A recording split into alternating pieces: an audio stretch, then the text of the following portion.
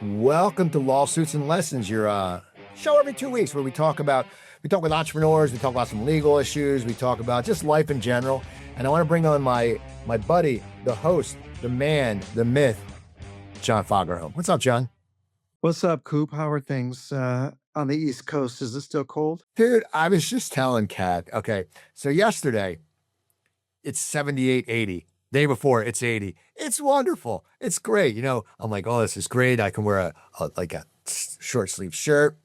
Today, about 3 hours ago, it starts snowing. It's down to 38. So in a matter of 24 hours, we lost 42 degrees. And then next week's going to be 50. It's really weird because I miss the Burbank weather. You saw it was always warm when we were in Burbank. Remember, it was never cold. Yeah, I mean, it's Southern California. It's LA. For those that don't know where Burbank is, it's just right over the hill from Hollywood.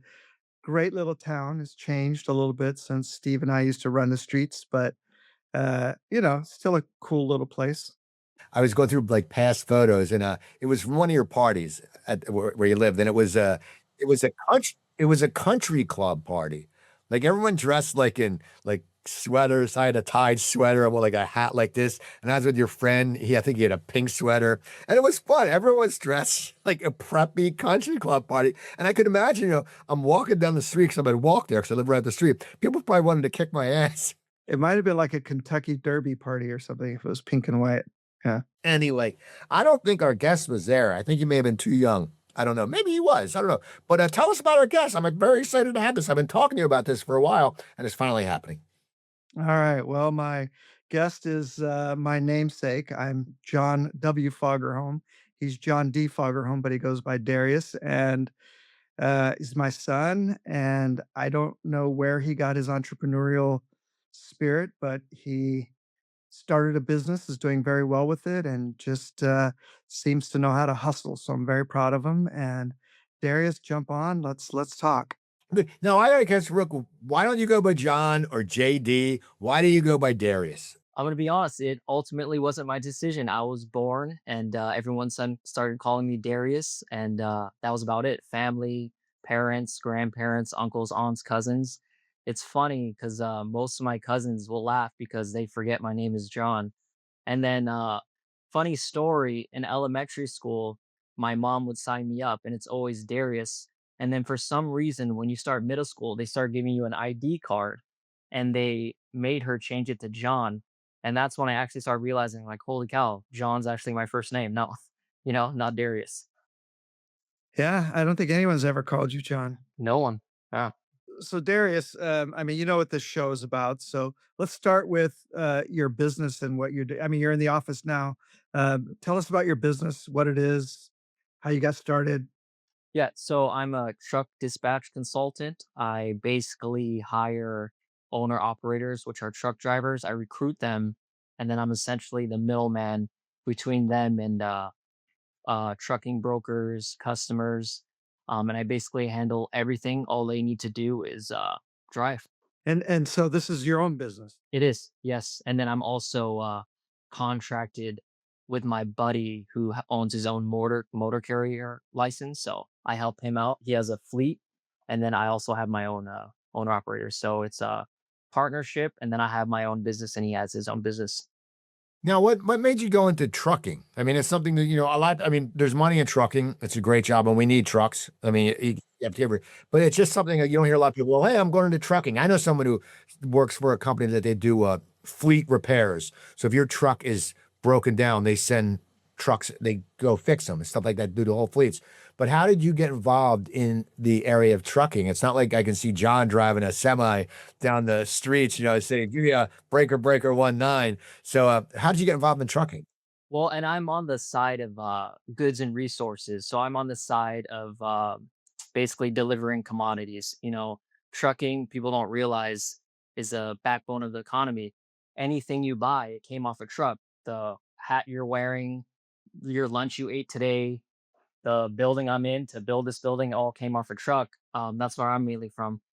And I got into it, I think 2015 is when I heard about it. A couple of my buddies started working as truck dispatchers at a company called Allstate Truck Lines in Glendale. And then I was interested because at that time, I think I was on a payroll for about 3 jobs. I was working as a, warehouse manager for blinds and, carpet installation. I was doing catering on the weekends and then also bartending during the week and on the weekends. And they were telling me, how, if you learn the game and you really understand this business, you could go far in it. And some of them were making a lot of money. Back then they were making 5K a month. And to me, I was like, oh my God, that sounds like a lot of money back then to me. So I would wake up early about 5 a.m. and I would just have them teach me it. And it wasn't that interesting to me. I didn't really understand it. I just saw them picking up phones and saying, dial really fast, hurry, you got to call that number, get that load, get that shipment. I didn't really understand it all that well, but I stuck with it because I started to understand. Like I said, trucking is like the backbone of the economy. It's never going to go anywhere. You need it. We need resources. We need goods. So after that point, I kept working my bartending job. I quit being a manager for the warehouse, so I would start truck dispatching in the morning and I would bartend at night. And my friend ended up opening his own office. So I went and I worked with my friend for a couple years, really started to build contacts, but I wasn't full time into it. I would do go in here and there a couple days a week. And then around 2021 is when I really understood the business as a whole. And I built so many contacts at that point, as in truck drivers that would call me, even ones I didn't talk to in a while. I'm like, hey, you got anything? So I talked to a buddy of mine who was still doing it. And we were both working for another company and we are only getting 50%. So whatever shipments I move with a truck driver, I would only get paid 50% of the profit after drivers get paid and they get paid. And I was like, my friends open an office. If they could do it, why can't I do it? And I could do it better. You know what I mean? I just had that motivation in me. And also, I was like, instead of getting 50%, why not get 100? So me and my friend, we started recruiting drivers and put our owner operators together and started our own company. So, Coop, one thing about our family members, we all have work ethic, so I think that's also for everyone I know from being from back east. Everyone seems to have a work ethic, and it's so funny because you bring the work ethic up, and how old are you, Darius? I'm 35.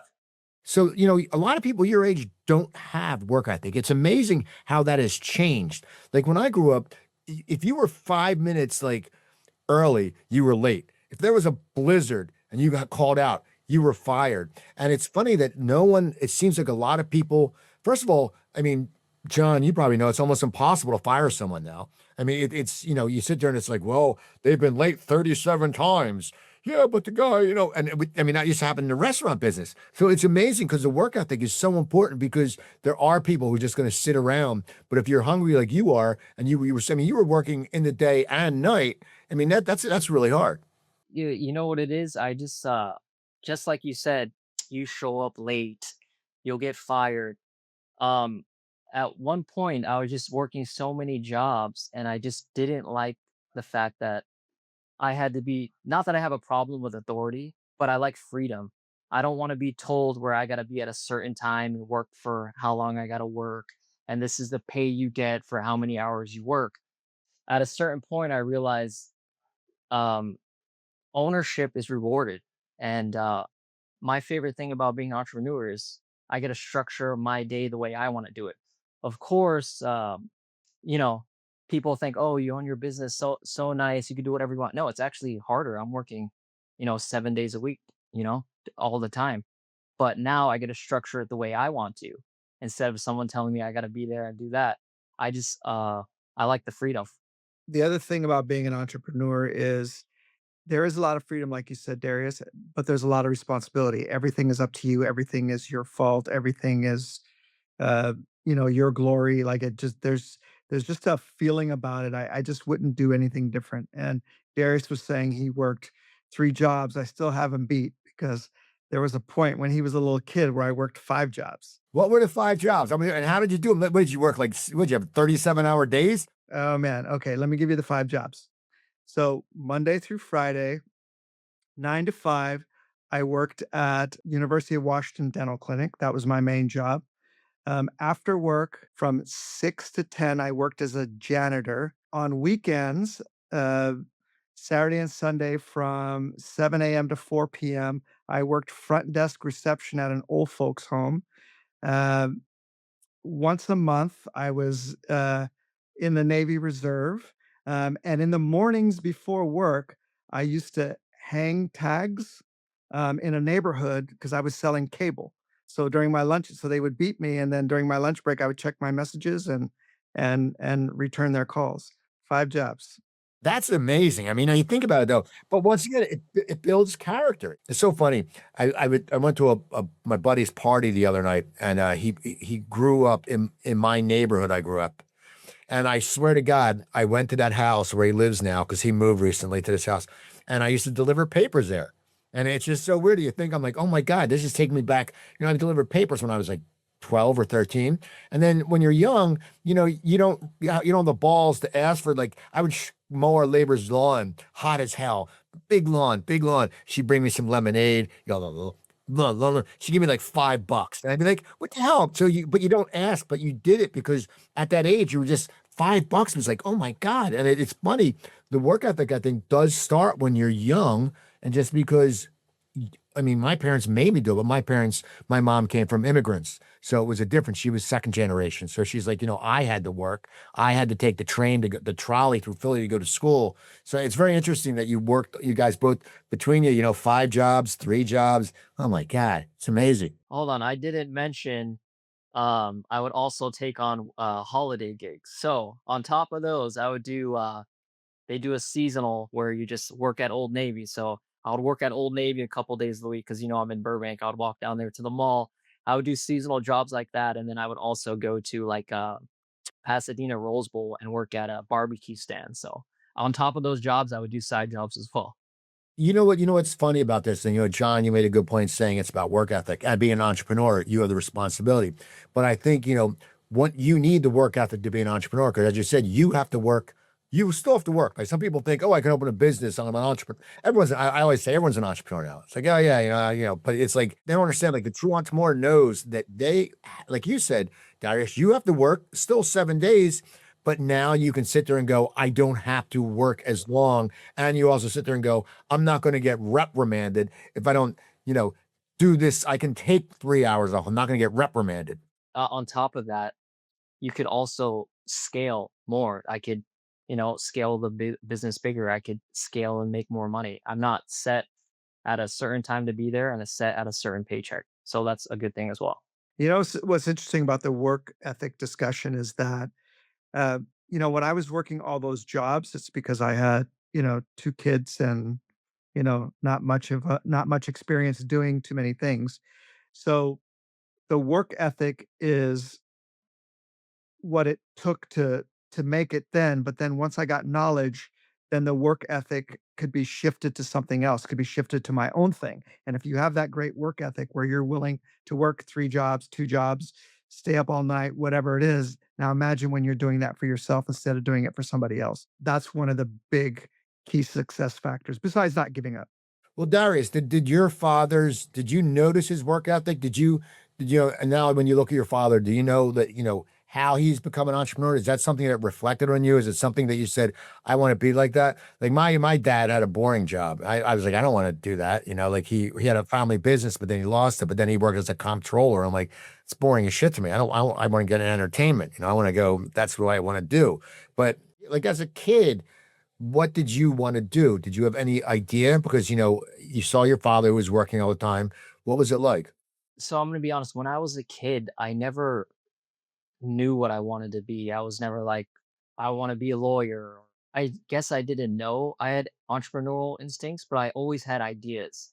Yeah, so that's interesting that you recognize that, Darius, because, when I think back about the way you guys were raised, for hard work and all that, and Rosie was raised to kind of be, take that role as lawyer, like once I'm gone, she's gonna be the lawyer. What I should have done is been a little more intentional about teaching you guys about what it is to be an entrepreneur and own your own things and do your own things versus just pushing for good grades or whatever it was I was pushing, for. And not everybody is meant to go to college. Not everybody's meant to be a lawyer, but everyone can be an entrepreneur if they have the right instincts and the right training to do it. So in hindsight, I probably should have been more intentional about that. So I'm glad that you picked it up without me having to push it on you. But I think, John, that would be hard for you to do because once again, an entrepreneur is a special person. An entrepreneur is a different breed. It's like someone who's an artist is a different breed or a musician is a different breed. And it's something that I think people realize on themselves. And I think as you really can't, because then what if you overstep it? Like I always think of the guy who wants his kid to play football. And the kid never gets McDonald's. He never gets anything, The kid ends up hating his dad and he ends up being a drug addict, because he's rebelling. It happened to Todd Marinovich, the football player who I think died. But I think with you though, I mean, you can't really instill it in them because Darius, if you kept saying like be an entrepreneur, you're probably like, Dad, I'm 7.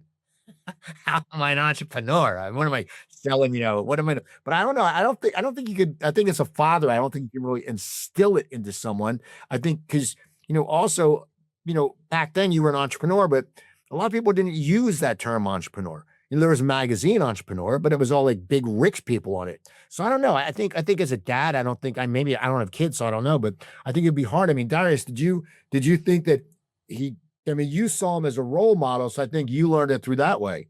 Yeah, definitely. Especially when I realized like he's not just a lawyer, he actually started his own law firm. He owns it, it's his. What I meant by intentional though is at least the skills, because even if you teach people the skills, sometimes uh, they're still not gonna pick it up. But I should have been more intentional about my younger brother, he and his neither of his sons ended up being an entrepreneur, but I remember he used to um, show them how to make their own products, and then and then he would take them out to certain venues, and they would sell them or whatever. And sure, that neither of them became entrepreneurs, but they're definitely not afraid to speak to people, and they have certain skill sets that would be good if they wanted to be an entrepreneur, that they could use. So I guess what I mean by being intentional is that there's a lot of skill sets that I could have taught Darius that I think would have maybe triggered that entrepreneur bug much earlier. But with Darius, I focused on sports. We just what we did together was basketball and some martial arts, right? We didn't really do too much of uh, stuff that would translate to life later, I guess, as an adult. Darius, if you're a big basketball player, a basketball fan, did your father tell you that he was talking to a guy a few weeks ago who's friends with the Seattle Supersonics mascot? Did you hear about that? What's that guy's name? The Seattle, what was he called? Squatch. John met a guy, my friend who was a Philly fanatic. John was talking about Squatch. I was fascinated. But that's the thing. Well, sports bonded you guys, though. Yeah, and one of my favorite memories is winning the Burbank championship. When I was head coach of Darius's team. Darius was one of the big stars on that team. There was a handful of great kids, and anytime I run into those kids, it's like, oh wow, because we have that bond of winning a city championship, which was great. So, Darius, I wanted to ask you during the pandemic, were you involved in trucking too? I mean, what did you do during the pandemic? Because if you were, being a bartender, and if you were, Old Navy was one of your seasonal jobs, and trucking, I mean, because the trucks weren't going out. I mean, I would talk to people who had companies, the big companies, like my friend was an apparel company, all the big companies bought all the t-shirts and then the other people were screwed. So all the big companies probably have a big truck company to use. What were you doing during the pandemic? Because everything seems everything you were involved in would have been affected by the shutdown. It was very effective. So basically that was one of the best times for trucking, to be honest. You would walk into a grocery store, you'd see the shelves empty. In some places you see people online fighting over toilet paper. And so that was a plus for us because we were transporting the goods to the warehouses. So not only was I had excess shipments, that was perfect to me because that's when I negotiate rates daily, and that's when I shot for the stars and I was giving crazy prices and they couldn't do anything because all these places needed commodities. So that's when my business actually skyrocketed during COVID. It was one of the best times. I had a truck daily to deliver things and we were constantly moving. Um, that's when I locked in big customers such as Costco, Walmart, LG, Amazon, and I was constantly moving freight and I was getting it for the best price it's ever been per mile. It was amazing. Darius, let's shift just a little bit. So you and I have talked a little bit about this, and you know that I'm super into AI and all this stuff that's happening in the future. And from everything I'm reading, lawyers are in trouble. Not guys that own their own firm, but people coming out of law school. And uh, so now that they're going with autonomous trucks, and it's not going to be long, they're saying, before there's autonomous trucks. How do you see your business changing? And if it does change, are you onto something else or are you going to stick this out? Well, I'm always going to adapt to anything that comes my way, but they've been saying that since 2019. I know they were trying like self-driving Tesla trucks and different things like that. Right now, the only way AI came to the business at the moment is um, when you get a phone call or you call a brokerage, they have AI speaking and taking messages or things like that. But I still think we're pretty far from that. But if it does happen, we would find a way to adapt. There's so many little things that need to get done that a Waymo cannot do. So, for example, today I had a driver delivering, and there's something that some companies charge. It's called a lumper fee. There's no way to do that unless you could operate with your hands or you're human. You do it with your phone or actually paying with a card. A self-driving truck wouldn't be able to do that. So today we delivered at a grocery depot. And when you're delivering at the grocery depot, you never know. Sometimes there's something called a lumber fee and sometimes there isn't, where there's excess stuff and you have to pay these guys in the warehouse to offload for you, and you never know when that's going to be. And then another example is sometimes there's a thing called driver assist where they need drivers to help out at the warehouse, offload or things like that. So you just never know. And then sometimes some places don't have pallet jacks or there's no docks, so you need drivers. Okay, so assuming that a certain percentage of it can be done just by autonomous driving from one place to the other, how will that change your business? Let's say, I don't know, 25%. I honestly don't think it would affect my business. And if it did, the only solution would be buying one of those trucks. Um, and I would go from there. But I don't know how it affects my business at the moment. Okay, and it's gonna sound really weird, but people will take a car without a driver. But I think when it comes to a truck with a big, you're hauling a lot of stuff, I personally think I don't care how advanced AI gets. I'm thinking if I'm a business owner, I want a person driving my truck because you want someone there because once again, and I hate to go off the deep end, but car hijackings of trucks that still happens. It's a lot easier to hijack a truck without anyone driving it than it is with someone who's driving it. And I think for AI, I don't really think AI will affect the trucking business because that's a lot of responsibility of a self-driving. Now, I'm not saying that a a truck full of cheese is worth more than a human life. I'm not saying that with a car and a truck, but I think that a truck, you have to be a really trustworthy business owner to go, okay, I'm gonna let no one drive my goods, which I'm going to get paid for, to a location. That's just my opinion. And I don't think it's going to take a while for AI to start driving trucks. That's just my thing. So let's make a gentleman's bet. And the gentleman's bet is before the end of 2027, you're gonna think it's normal that they have trucks. You're gonna see them so much that you think it's normal. But I'm gonna say it's gonna be partial shipments, like sprinter vans, nothing 18 wheeler, full truckloads of things. It's gonna be small shipments. They already have them. They're already doing it. But okay, but no, we said earlier because John, you made a point that the advantage is no sleep breaks. Who fills the gas up? They'll have logistics for that, right? So the truck will be, and this is just my guess, the truck will be programmed to stop at certain places. So there's a super highway that goes from Mexico up through Texas, hits all the major cities in Texas, goes all the way up through Canada, and it's Mexico is the number one trade partner. So a lot of stuff can be dropped off around that route. And then what you're saying, Darius, is then humans in smaller sprinter vans or other trucks will then deliver them to where they're going. But there's already trucks that are doing this. It's just that not all states are allowing it yet. I mean, there's just a lot of things, but it's like anything else. There's going to be logistics put in place for it. People used to say, "I'm not going to get a Tesla. Where am I gonna charge?" Now you can't, go anywhere without seeing a Tesla charging station. And before that, it was gas stations. When cars first came out, they're like, "What? Give up my horse?" But how do I fill up my car? And now you can't, gas stations are part of our everyday life and environment. So, and I'm bringing up the question to you, Darius, because of the business you're in, because my thought is, how do you start setting yourself up with a manufacturer so that you can lease to buy those trucks so that you can start doing that? You know what I mean? Start being the early adopter of that stuff.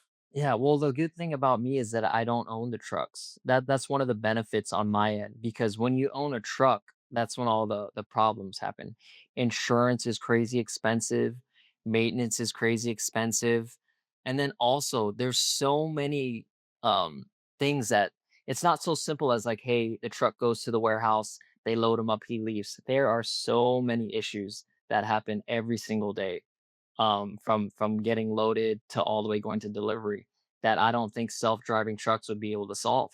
You need humans to solve those issues that are happening on the daily. I Every shipment I have, at least 2, 3 of them every I'm probably doing myself 10 a day, and at least 3 of them every time there's something wrong.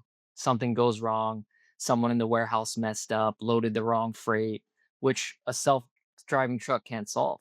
What they could do is say, "Hey, let me reprogram you to go back to the warehouse," but that's about it. And then a lot of things happen when you're over the road and the weather is happening or the truck isn't loaded right on different axles, pallet shift, different things like that happen.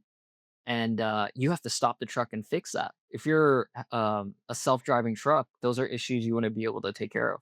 What I'm thinking of is like I don't know if it's in California, but like in the Pennsylvania Turnpike and New Jersey Turnpike and the roads, there's weigh stations. So you have to pull in. And if you are overweight, if you don't have a truck driver, you're gonna have to get someone.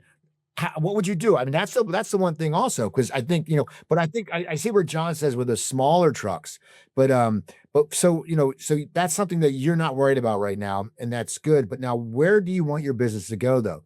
Because you're an entrepreneur, how do you want to, like your father has branched into different things besides law. Do you want to branch out, or do you want to grow this big and have a few different truck companies, or what do you want to do? Because it seems like you're on a good pace, but it also seems that you're someone who likes to work a lot and is hungry.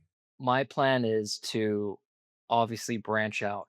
I would, like I said, this is the backbone of the states. Trucking is always going to be around, whether it's self-driving trucks or human driving it. But I would stay in this business, make as much money as possible, and then start other businesses, small businesses, or maybe do private equity or even buy real estate. Go from there. But the I would never leave this. I would build as much. I recruit drivers every day. Right now on my roster, I have 23 owner operators that are dedicated to me every day. Don't work for anyone else that I cover. But I would just this would always be home base for me because I could do this from anywhere. You know what I mean? I could do it off my cell phone if I like. So this would always be something I could do and transition to other things. I know you and I have talked about this, but I always encourage Darius to go into real estate because that's where the wealth is going to be built, and that's where the wealth is built um, without breaking your back. Because one day you're not going to want to. be on the phone talking to 200 people that day. I'm kind of in my career now where I don't want to be doing everything that I was doing. I turned down so much work, not because I can't do it, but it's like, I just don't want to take on this additional headache. So, you've named a few different things, but what are you leaning towards to put your money that you're making from your business? Definitely real estate. Right now I invest most of my money into my stock portfolio, and then a small percentage, like 5 to 10% maybe, yeah, into Bitcoin. Build those up and then just look for investment properties. Go from there. Buy them, rent them out, Airbnb, things like that. And then this is partly a law show. So, what are your experiences with litigation? And I'm smiling when I say that because, guess who handles his litigation? As an entrepreneur, you have ideas, you try and do other things. This wasn't my first business I tried. I started off one time. I uh had a grow up cannabis grow up that failed. I tried to do a energy drink with my buddy that failed. And then my dad had an idea to get a party bus. So we went into the party bus business, and we had some issues there. And now I'm going through a lawsuit with the yard where my bus was parked. Yeah, so that's part of being an entrepreneur. They say the average entrepreneur is sued 7 times or is involved in 7 lawsuits in his lifetime. So you don't quite have one under your belt yet, but that's number 1. I'm hoping it finishes soon because it's actually going longer than I thought it would. And by the way, was it my idea to do the party bus or was it your idea to do the party bus? I think you talked me into doing a party bus with you. Well, I believe it was this. You knew I was like in logistics, and then you contacted me and said, "Hey, I know a buddy of mine selling a party bus. We should go take a look at it." And it just went from there. I believe you were so pumped up about it because you're like, "Hey, you should run it, and then I'll have a party bus to take my clients out and go out on the weekend." So That's one business I would never get into because that's just asking for trouble. So, okay, let me ask you this, Darius. You seem to be very happy in your job and your entrepreneurship. What do you not like about your job and being an entrepreneur? What is something that you do not like? Because a lot of times people go, "Oh, I love my job." I was talking to someone about networking. I said, "I'm tired of networking." "You'll never be tired of networking." I'm like, "You're full of shit." You can't, people, there's always something you don't like about your job. What is something that you do not like about what you do and also being an entrepreneur? I'll say this first. I'm truly blessed. I live in downtown Burbank. My office is 2 blocks away in downtown Burbank. I don't commute. It's a drain, but I'm not the type of person that wants to sit in front of a computer. I probably get here around 8 a.m. every day and I'm here till 3 or 4. I don't want to sit in front of a computer answering 100, 200 phone calls, making 100, 200 phone calls, emails all day long, and then go home, cell phone nonstop because trucking is 24/7. So that's one thing I do not like, especially just I'm in front of the computer all day long. That I don't I'm just stationary, and that's what I don't like. But again, I am blessed. I know I'm right here, right across the street. I don't commute, so it's a good life, but that would be the only complaint about the job. What do you tell when someone says, "What do you do for a living?" What do you say? I just tell them I'm a truck dispatcher. What's funny to me is I noticed that ever since 2000, when COVID happened and all these people were starting businesses, it was the most businesses started in all of history, right? And then you start hearing, when they interview girls or whatever, and they say, "Oh, what kind of guy do you want?" They're like, "Oh, doctor, lawyer, or entrepreneur." And it's like, I was going to ask you, Darius, because John has a lot of friends who are entrepreneurs. They've been on the show. He has many friends who are. Is the social circles that you hang around, are they also entrepreneurs, or what do you look for? I mean, do you look for people to mentor you, or how do you meet other entrepreneurs, and are your friends entrepreneurs?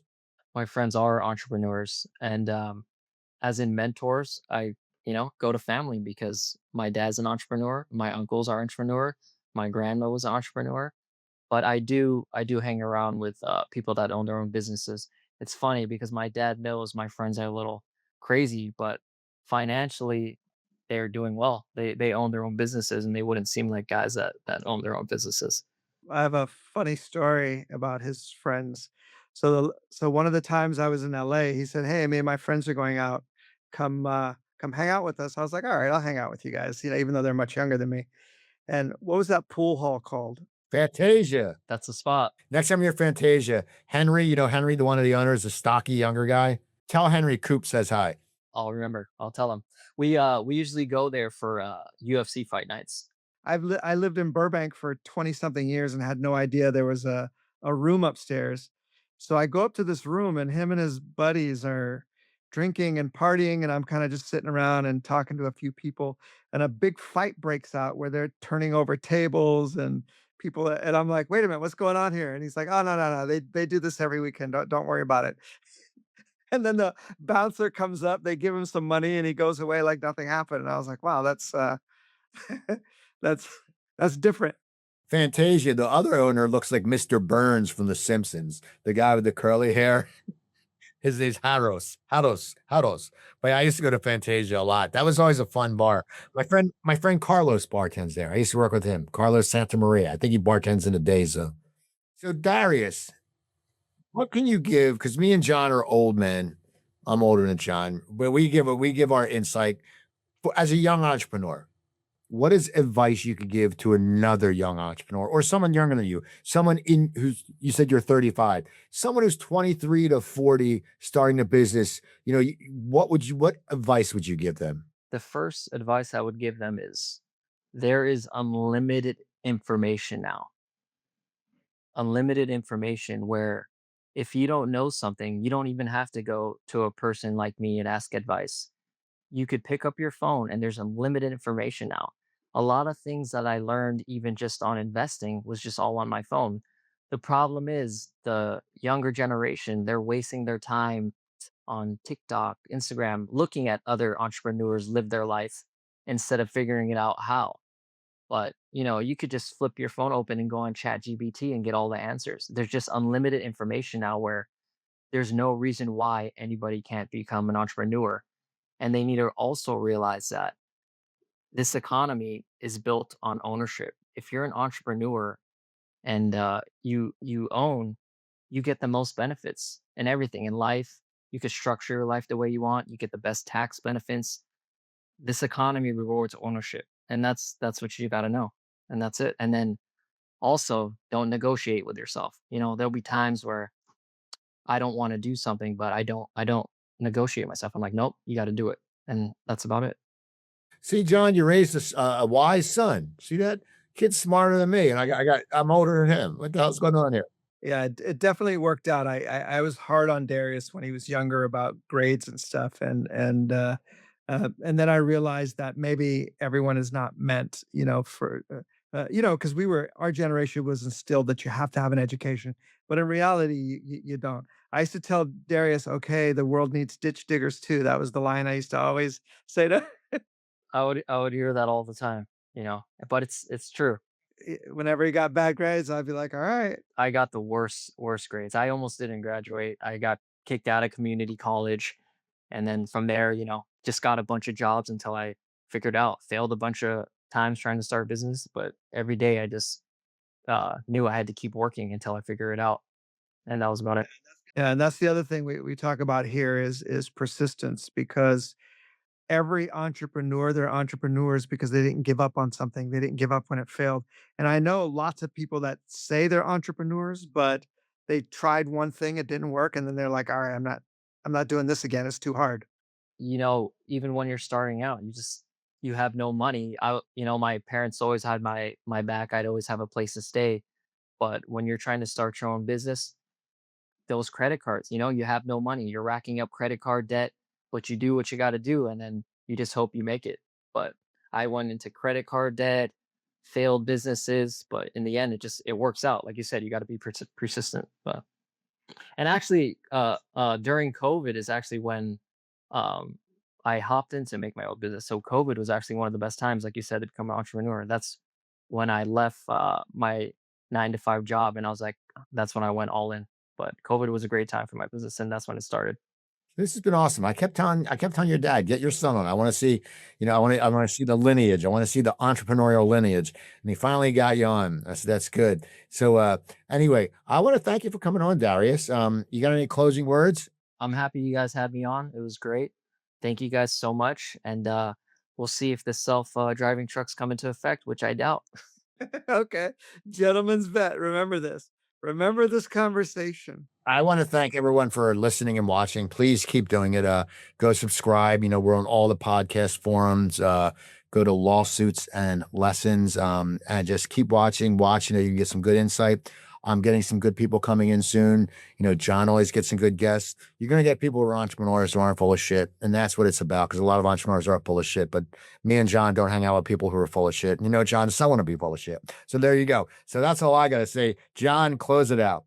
All right. Well, D, thank you so much. I really appreciate you. I love you very much. Very, very proud of you, by the way, because, very few people are entrepreneurs and business owners. So just to have direct lineage from me that has that bug is makes me very proud. So thank you very much for doing all that you do and being good at what you do and being a great son. Love you very much. Thank you.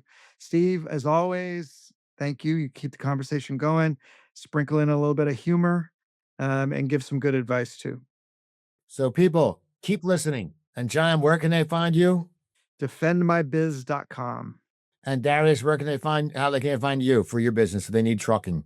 Dalmatian Inc., JDF Solutions. Okay, so there you go. You got it, people. Check them out. Have a great night. We'll talk to you soon.